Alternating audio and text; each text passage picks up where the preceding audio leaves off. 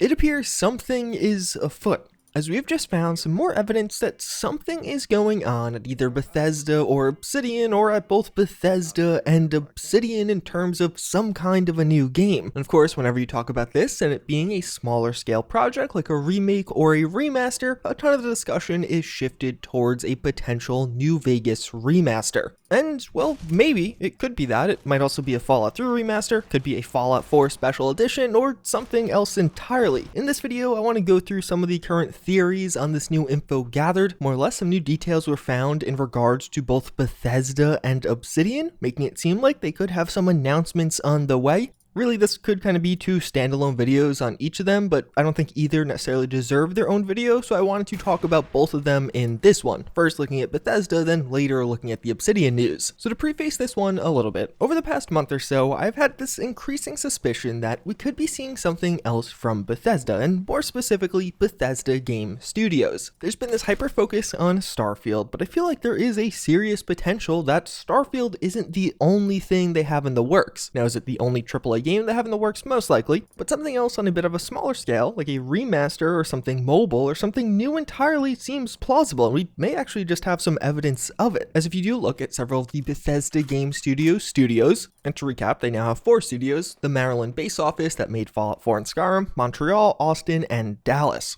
There are several job listings at several studios describing some kind of unannounced title or undisclosed goodies, something new. At Dallas, there's an environment artist working on undisclosed goodies. At Montreal, there's an environment artist working on an unannounced project. And Austin has a DevOps engineer working on an unannounced title. And before you start thinking, well, maybe they just didn't update their LinkedIn after Starfield was announced, it can't be that. As for 2 of them, they quite literally were hired after Starfield was revealed to the world. So it was already announced. It couldn't be an unannounced project. And now comes the fun part, as if we look at the landscape overall, some of the things stated in the past by Bethesda and Todd Howard, some of the other information we have right now as far as Bethesda's current standing, there's a couple of ways we can make this all fit together as to what this unannounced project is, in different degrees of likelihood. Of course, a lot of people hopeful for some kind of remaster, remake, or something like that. A tinfoil hat theory I've had for a while is a Fallout 4 special edition. If you've been watching this channel for a while, you probably have heard me say that. The idea for Fallout 76, a multiplayer Fallout, was actually originally to add multiplayer to Fallout 4. That's how that whole concept came to be during the development of Fallout 4. They realized, hey, that's too big of an undertaking, and probably also realized, hey, we could just spin that off and make a ton more money that way. So then BGS finally spends all this money to add multiplayer to the engine with the Austin studio. Why not do a soft remaster of Fallout 4 for next gen with multiplayer support, which was the original idea in the first place, and maybe even something like increased mod size on consoles. You could feature some of those lighting upgrades, multiplayer, and more upgrades that came to be with Fallout 76, maybe even just some of the new weapons or items. Fallout 76 is a prequel to Fallout 4, so it does in some degree make sense for them to pop up in the world. And one quote that could actually support this even a bit further is from Todd Howard in 2018. But we have a little bit of a roadmap on our head, like this is the one that, like, as a base technology that this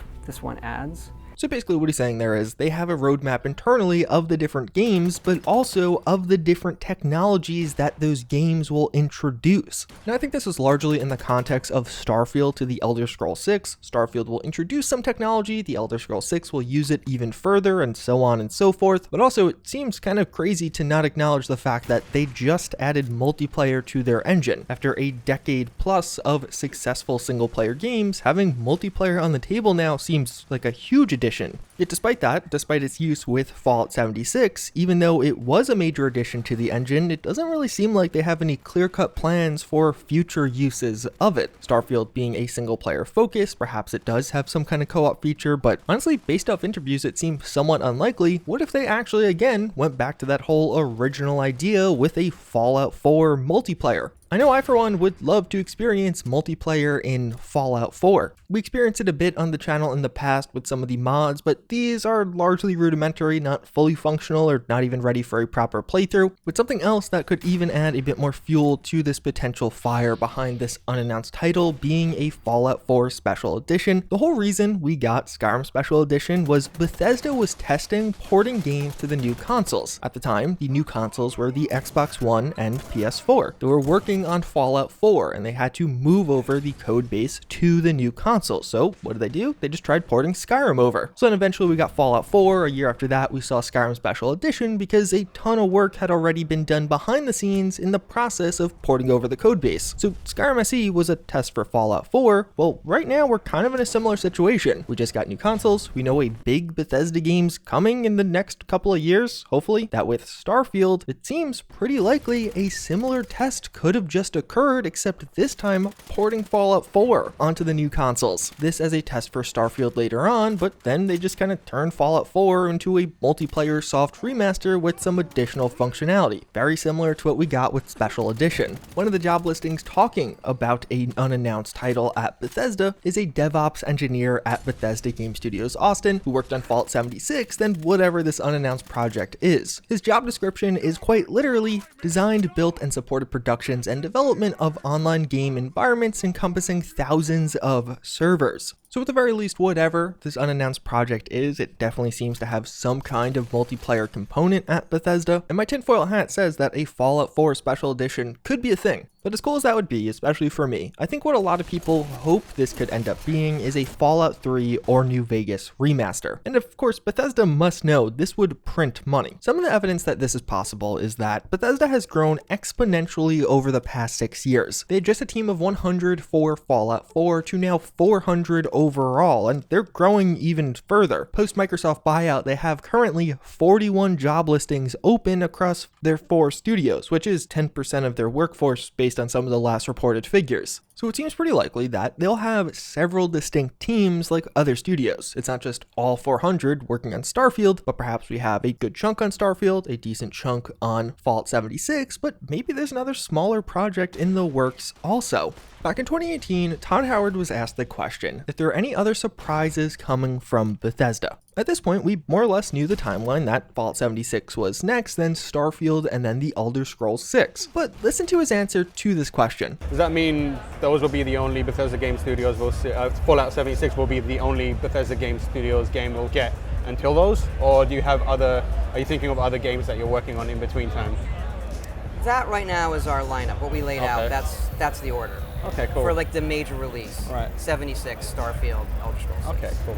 So maybe I've just gone way too deep down the rabbit hole, but to me, this almost feels like he didn't want to just say yes or no concretely, and his answer specifically leaves it open that smaller projects, not those giant AAA productions, could be in the works also at Bethesda. Similar to multiplayer being the base tech of Fallout 76, mods on console seems like it could be a huge milestone for Fallout 4 to be applied to basically all future titles and even repurposed for some of the old ones. A remaster of Fallout 3 with mods on consoles would be huge. Hopefully there's a few other improvements, whether it be lighting, performance, etc. But the formula clearly worked wonders with Skyrim Special Edition. I have to imagine that game made a ton of money and it's still one of the most played games on Xbox right now, above both Fallout 4, Cyberpunk, and Fallout 76 if you can believe it. A full-on remake, porting a Fallout 3 into a Fallout 4's engine seems like a ton of work, the same logic applying to Fallout New Vegas, but something like mod support as well as some visual improvements and a just remaster like we see many other games getting could be extremely successful for this game. One of the issues here is Todd Howard has been vocal about not loving remasters, actually mentioning how he likes the original feel of those games and how technologies like backwards compatibility in some ways make remasters a moot point, and he prefers that stuff over a full-on remaster. But on that topic, we did just get a bunch of Bethesda games to Game Pass. So Fallout 4, Morrowind, Oblivion, Fallout 76 has been there for a while, but do you know what wasn't just added to Game Pass? For one reason or another, Fallout 3 isn't on Game Pass on PC or consoles, and Fallout New Vegas is only available for Game Pass on consoles. This despite the fact that Fallout 3 was on Game Pass earlier in 2020. It actually ended up getting removed from Game Pass.